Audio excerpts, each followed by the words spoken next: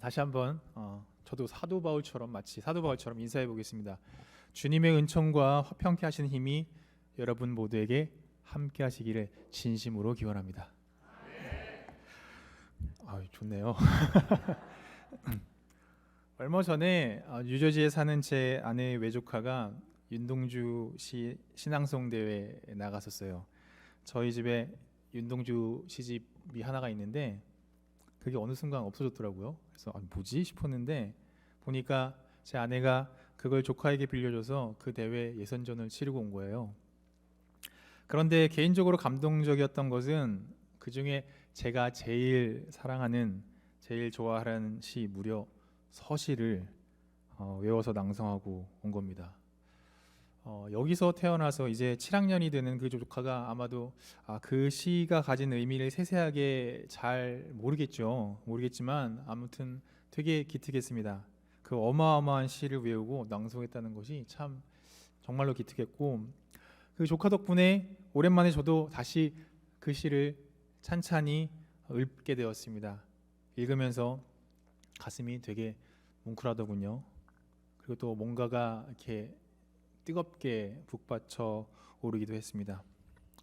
제가 생긴 거는 이게 또 이렇게 얼굴이 이렇게 좀 뾰족하고 좀 조금은 얍삽하게 생겼어도 생긴 것답지 않게 제가 시를 참으로 좋아를 합니다. 믿지 않으시겠지만 윤동주의 서시 많이들 아시겠지만은 저의 이 어메이징한 목소리로 한번 읽어드리도록 하겠습니다. 죽는 날까지 하늘을 우러러 한 점 부끄러움이 없기를. 잎새에 있는 바람에도 나는 괴로워했다. 별을 노래하는 마음으로 뭐든 죽어가는 것을 사랑해야지. 그리고 나한테 주어진 길을 걸어가야겠다. 오늘 밤에도 별이 바람에 스치운다. 몇 해 전 동주라는 윤동주 시인에 대한 영화가 나왔습니다. 저는 아직 보지 않았습니다. 제가 제일 좋아하는 시인에 대한 영화라 보고 싶긴 하지만은 그 영화를 보면은 제가 마음이 되게 너무 아플 것 같아서 사실 계속 피하고 있었어요. 사실 윤동주는 자신의 사촌이자 친구인 송몽규가 독립운동가로서 일제 탄압에 아주 적극적으로 저항할 때 그 모습에 비해 자신이 지극히 내성적이고 소극적인 것 같아서 끊임이 괴로워했었죠. 자신은 시를 사랑했지만 어떻게 시로서 내가 가진 신앙과 그리고 내가 가진 사랑과 내가 가진 정의를 표현할 수 있을까 끊임없이 고민했던 사람입니다. 서시는 그렇게 시인으로서의 자신의 모습을 괴로워하고 있지만 한편으로 시로서 자신의 신앙과 삶을 성찰하는 시이며 자신에게 주어진 소명을 다하겠다고 다짐하는 그런 시입니다. 생체 실험을 당하면서 죽어가면서도 끝까지 자신의 신앙을 성찰하며 저항의 시를 써내려간 윤동주를 기억하노라면 저는 덩달아 사도 바울이 생각이 납니다. 로마 제국의 억압과 신앙의 탄압 속에서도 끝까지 이방인들을 위한 사도로서 그는 죽는 순간까지 복음을 가르치고 전파했습니다. 심지어 그의 몇몇 중요한 복음 편지가 감옥에서 아주 조그만 그 빛 하나에 의지하여 쓰여진 것을 아노라면, 이렇게 죽기까지 자신의 소명을 지키고자 했던 바울의 모습을 상상하노라면 바울의 편지들은요 정말 우리들의 신앙을 성찰하게 하는 것이며 우리가 성도로서 살아가는 이유를 발견하게 도와줍니다. 그리고 그리스도인으로서 소명을 다시금 우리에게 다짐하게 도와주지요.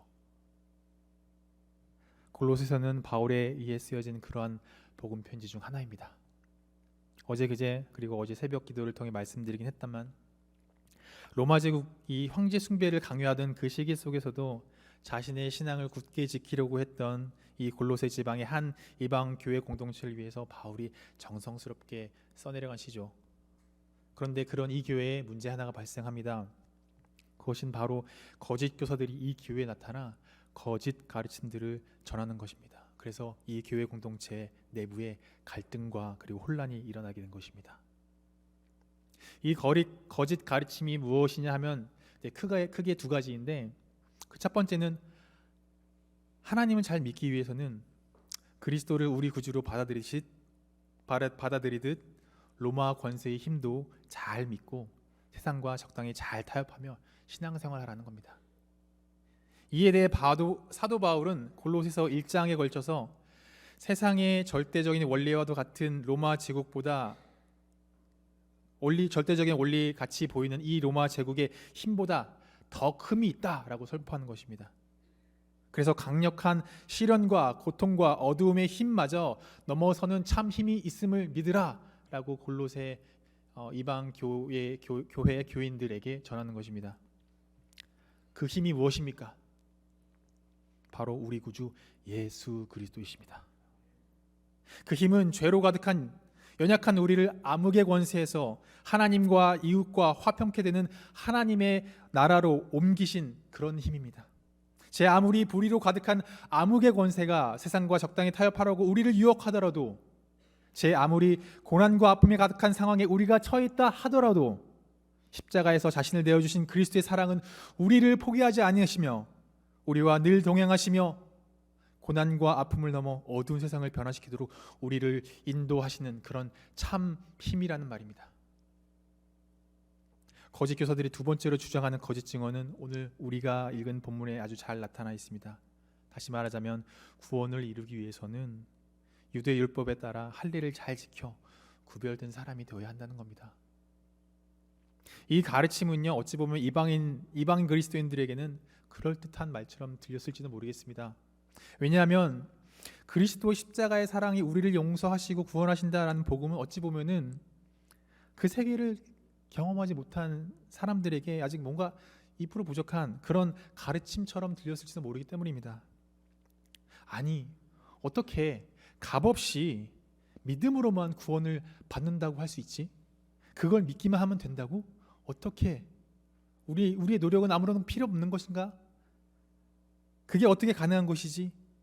그래서 아마 사람들에게는 믿지 않는 사람들과 구별되는 뭔가가 더 있어야 한다고 그렇게 생각할지도 모릅니다. 그래서 이 거짓 증언을 받아들이고 혼란스러워할지도 모릅니다. 사실 이 거짓 교사들이 하는 증언들은요, 소위 혼합주의 가르침입니다. 그리스도도 믿고 세상에 적당히 타협도 할 줄 알고 거기에 더해 전통도 잘 지키고 여러 가지 다양하게 하면 그야말로 믿음의 금상첨화가 아니겠는가, 이렇게 생각하는 겁니다.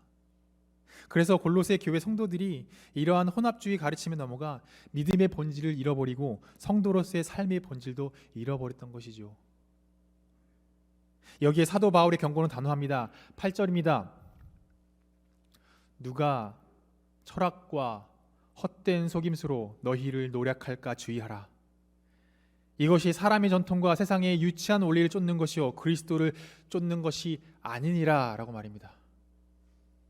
우리가 읽지 않았지만 20절에는 이렇게 또한 얘기하고 있습니다. 너희가 그리스도와 함께 죽어 세상의 유치한 원리에서 떠났거든 어찌하여 세상에 속하여 규정에 순종하며 얽매여 살고 있는가. 여러분, 저는 이 사도 바울의 경고가 오늘을 살아가는 우리에게도 굉장한 믿음의 도전이 되고 있는 경고라고 믿습니다. 사실 이 세대를 살아가는 수많은 그리스도인들이 믿는다고 말하면서 자신의 유익을 위해서 신앙을 이용하는 경우가 얼마나 비일비재합니까? 또한 믿는 사람이니까 뭔가 외적으로 경건한 모습을 보여줌으로써 자신을 남들과 구별하려고 하는 그런 유혹들이 얼마나 많이 찾아옵니까? 우리는 정말 그런 사람들이 아닌가? 바울의 이 경고 앞에 우리는 끊임없이 자신을 성찰할 줄 알아야 합니다. 여러분, 우리가 성도라고 불림을 받는 교인들이라면 우리는 진짜 잘 믿어야 합니다. 정말 잘 믿어야 합니다. 스스로를 그리스도인이라 부르며 경건한 척은 다 하지만 이전과 다르게 우리 안에 삶의 변화가 없다면 우리의 믿음은 정말 의심해 봐야 할 만한 그런 믿음이 아니겠습니까? 그렇기 때문에 우리는 정말 잘 믿어야 합니다. 정말 잘 믿어야 합니다. 다시 말하자면 그리스도를 믿는 성도라면 그리스도를 바라보기 때문에 예수님의 생각과 마음을 헤아리기 위해 부단히 말씀에 집중해야 합니다. 성도라면 예수님의 그 생각과 마음을 품기 때문에 예수님의 생각과 그 마음으로 세상을 다르게 볼 줄 아는 그런 시각도 가져야 합니다. 그리고 그 생각과 마음을 삶으로 풀어내고자 노력하기 때문에 그 삶이 변화되고, 그래서 세상 사람들과 구별되어야 하는 것입니다. 물론 그리스도를 닮는 방식으로 말이죠. 하지만 세상의 수많은 그리스도인들이 그러한 변화를 보이지 못하고 있습니다. 여러분, 변화를 두려워하는 사람들은요, 두 가지입니다. 세상의 불의에 굴복하며 세상과 적당히 타협을 하던가, 아니면 외적인 경건에 젠치 않은 행위를 보이기를 좋아하던지 말이죠. 그러나 바울은 그것이 성도의 삶이 아니라 강하게 부인합니다. 오히려 그것들은 23절에 나오듯이 오직 육체를 쫓는 것입니다. 그렇다면 성도라면, 그리스도인이라면 우리는 정말 무엇을 이 시대 가운데 회복해야 할까요? 사도 바울에 의하면 그것은 단 한 가지입니다. 6절, 7절입니다. 너희가 그리스도 예수를 주로 받았으니 그 안에서 행하되 그 안에 뿌리를 박으며 세움을 입어 교훈을 받은 대로 믿음에 굳게 서서 감사함을 넘치게 하라. 아멘. 여러분, 우리는 정말 하루하루를 그리스도 안에 살고 있습니까? 이 그리스도 안에라는 말, 이 말은요, 우리가 교회에서 참 많이 고백하는 말이죠. 하지만 우리는 이 말을 진짜 진지하고 심각하게 생각해 보고 있습니까? 그리스도 안에. 왜냐하면 이 말은요, 우리의 옛것이 죽고 우리 안에 그리스도만 살아있다라는 말과 동일하기 때문입니다. 따라서 이 말은 우리 삶 전체에 변화를 주는 말이기 때문입니다. 그렇다면 다시 한번 묻겠습니다. 우리는 정말 그리스도 안에 하루하루를 살아가고 있습니까? 우리는 물론 아직 연약하고 부족하기 때문에 매 순간순간 그렇게 하지는 못하더라도 적어도 우리는 그리스도 안에 있으려고 부단히 노력하고 애쓰는 사람들입니까? 여러분, 믿음 생활이란 바로 어찌 보면 이 물음 앞에 끊임없이 자신을 성찰하고 주님과 동행하고자 애쓰는 그런 삶일 것입니다. 그런데 바울은요, 여기서 믿음의 어퍼컷을 더욱더 강력하게 날립니다. 이렇게 표현합니다. 그 안에서 행하되 그 안에 뿌리를 박으며 세움을 입어.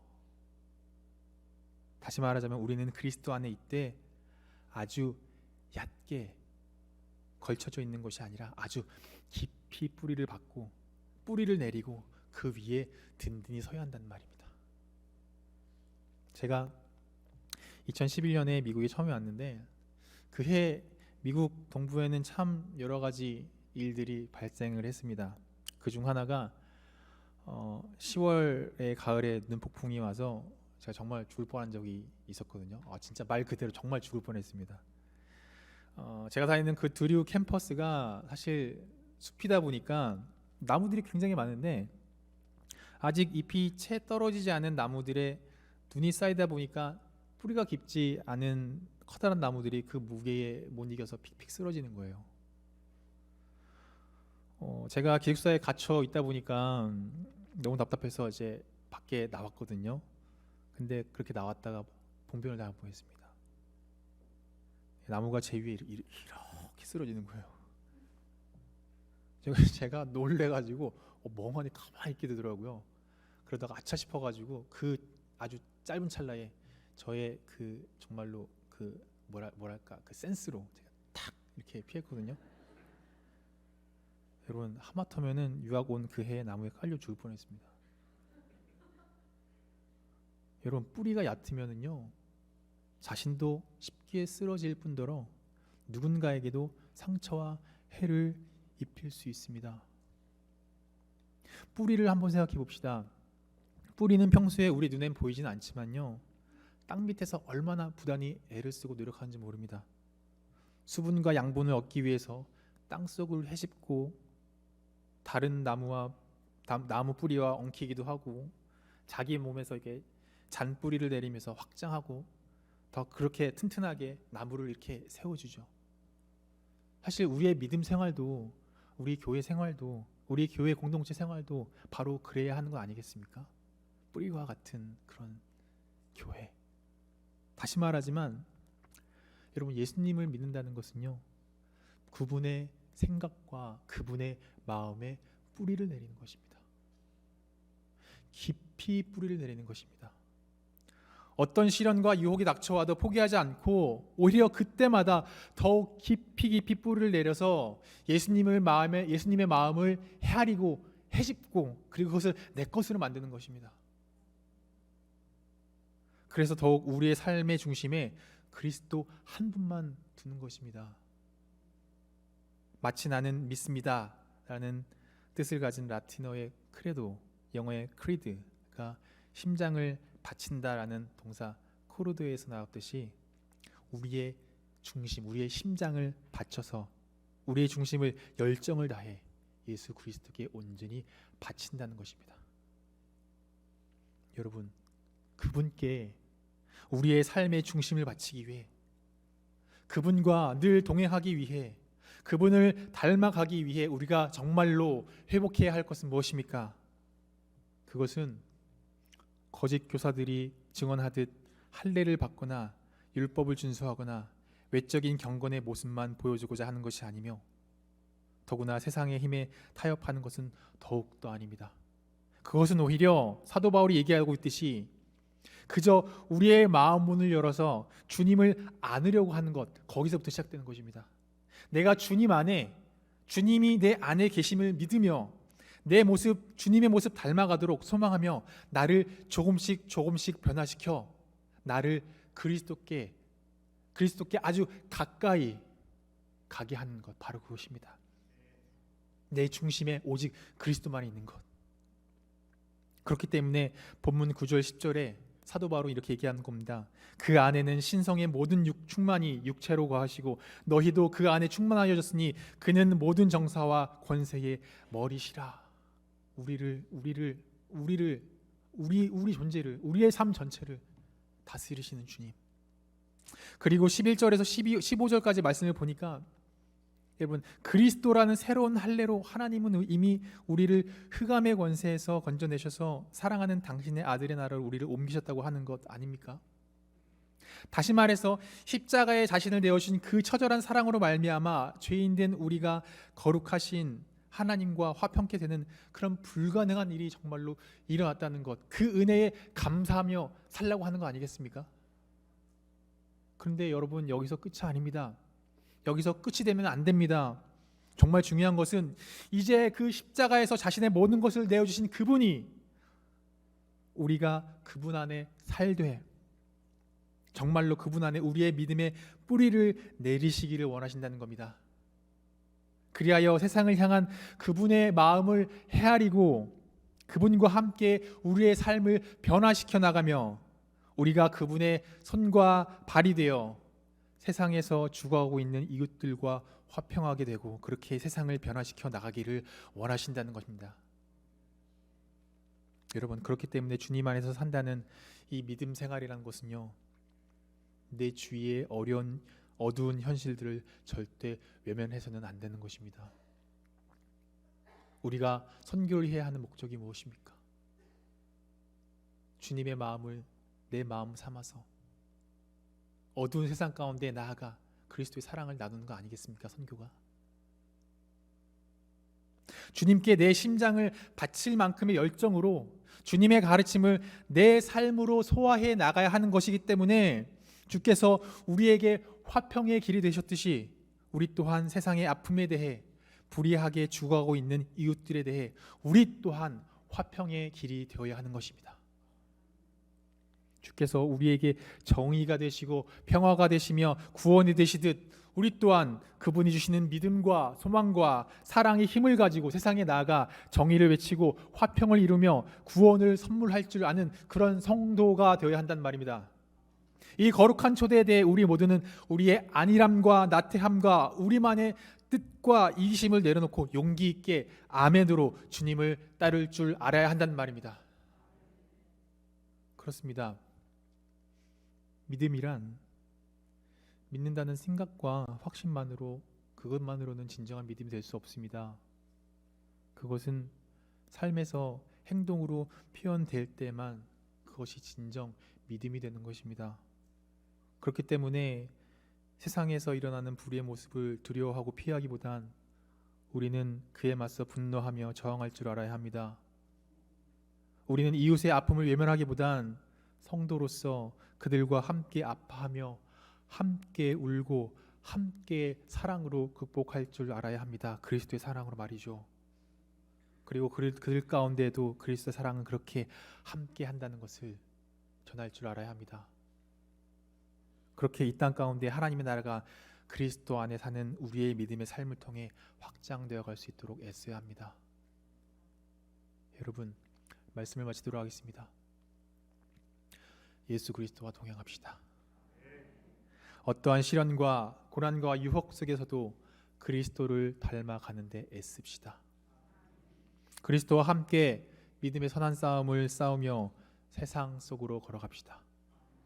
그리고 이러한 성도의 삶이, 이러한 교회 공동체의 삶이 7절 말씀처럼 이게 참 감사한 삶이구나 라는 것을 하루하루 고백하며 깨우치며 함께 나누며 살아갑시다. 이것이 진정 그리스도 안에 사는 삶이며 우리에겐 평생의 소명인 믿음의 삶인 것을 잊지 마십시오. 그리스도의 영이 우리를 도우시길 기원하고 축복합니다. 이 시간 말씀을 생각하시며 주님, 우리가 정말 그리스도 안에 살길 소망합니다. 다른 것이 아닌 오직 그리스도 안에 내 삶의 중심을 두기를 소망합니다. 그리하여서 내 삶이 변화가 되고 우리 교회가 변화되어서 세상 가운데 빛과 소금이 되는 그런 아름다운 나의 삶의 모습, 내 믿음의 모습, 우리 교회의 모습이 되기를 소망합니다. 이를 위해서 정말 뜨겁게 우리 자신을 성찰하며 함께 기도한 시간 갖도록 하겠습니다. 함께 통성으로 기도하겠습니다.